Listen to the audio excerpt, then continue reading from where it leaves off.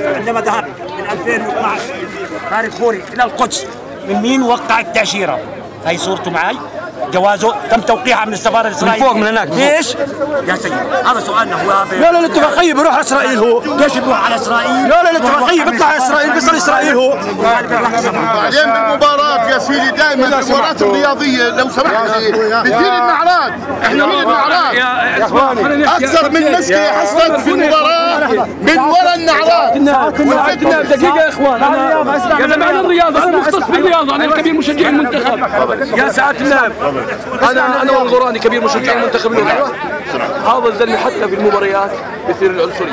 نعم زميلكم حياكم الله، بس كنتوا تنصفونا. احنا اليوم ما يمثلنا ولا نرضى. اليوم الجمهور الفيصل وحدات الرمز الجزيره كل الجماهير اليوم جاي توصل رساله هاي خطيب رقبتك. هذا الزلمه مثير.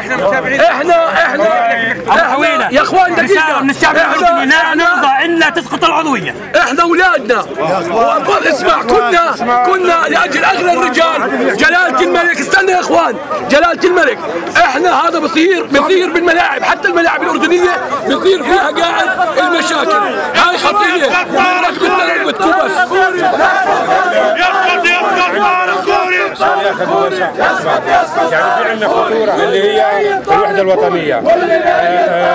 نلاحظ احنا من سنه وهو قاعد يعمل تفرقه ما بين فلسطيني واردني، حتى نادي الوحدات سماه والله سماحت، حتى نادي الوحدات سماه نادي الوحدات الفلسطيني. هذا الحكي مو عندنا. لا يجوز. سيدنا يطالب الوحده الوطنيه. ان شاء الله واحد يا شباب اذا سمحتوا يا جماعه سامحناك مش يا اخوان الدكتور هاني العدوان.